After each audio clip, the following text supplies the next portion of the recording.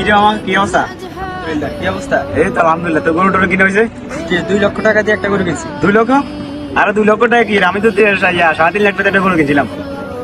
3.5 লাখ। হ্যাঁ, এখন তো তুই যে গরু কিনছো এখন ফ্রিজ ট্রিজ আছে রাখার মতো? 3টা ফ্রিজ কিনছি। 3টা ফ্রিজ? আরে আমার তো 4-5টা ফ্রিজ বাইরে রয়েছে। তো কে পছন্দ করে কিনছে? কি আপনার আম্মু কিনছেন? আব্বু? আব্বু কিনছে। আচ্ছা আচ্ছা আচ্ছা। সবসময় আব্বু কিনে। ও তো আপনাদের ছোট ভাই।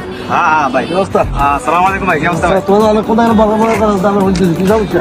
আর ওই কোরবানি গরুর কথা বলতেছে। হ্যাঁ হ্যাঁ। আমরা তো অনেক খায় করে চলতে তুমি কি আমরা একটু শুনি এখন মনে করো তুমি আরো 5 লাখ কইছো, কইছো 1.5 লাখ, এখন এর মন খারাপ হয় তোমার সামনে কিছু বলেন কিন্তু বাড়িতে যায় বাপ মাল্লা করে গিয়েছে ইয়ে করছে। আর আমরা আরেকটা শুনছি যে তোমরা মনে করো যে ফ্রিজের মধ্যে রাখবা সব নিয়ে কাটতে সব না না এগুলো করতে পারবে না। করা যেত না।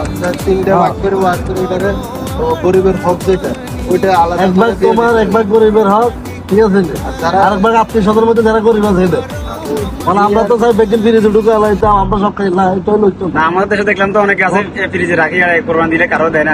তোমরা তো নিজেরা এটা গবেষণা করতেছো, মানুষের কথা বাদ দাও। তো তোমরা তো মানুষের দেখে ফলো করতেছো, জি, জি, তোমরা তো এটা করতে না।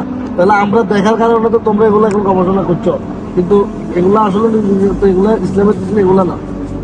এগুলো 3 ভাগের মধ্যে 1 ভাগ গরিব হইয়া 1 ভাগ নিজের আর ভাগ হচ্ছে আত্মীয় স্বজনের যারা গরিব আছে এদের। যারা কোরবান দিতে পারবে আমি খাইলাম আমি এটা হইলে হইতো না করবো এগুলো করতে হবে। এখন এটা তো আমি জানতাম না, এখন আপনার থেকে শুনছি আর কি। আমাদের দেশে দেখলাম এটা শিখতে হইব।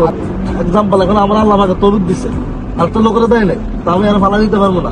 এর থেকে আমি ফলো করতে হবে যে আল্লাহ আমাকে ফেরত দিতে পারে, কোনো গ্যারান্টি আছে না। আল্লাহ একদিন ফেরত দিতে পারে, আমার আমি নিজের আমার দিতে পারে ওইটাই।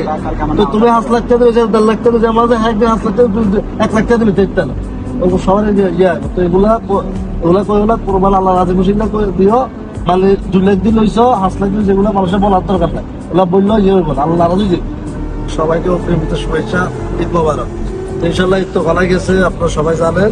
তো আমরা একটু একটা শিক্ষামূলক ভিডিও বানাইছি। আমার উদ্দেশ্য মানে যে অনেক বড় লোক আছে 5 লাখ 10 লাখ দিয়ে কোরবান দেয় কিন্তু কোনো গরিব ভূঁইয়ারে দিতেছে না, যে আত্মীয় স্বজন মধ্যে গরিব আছে এদেরকেও দিতেছে না।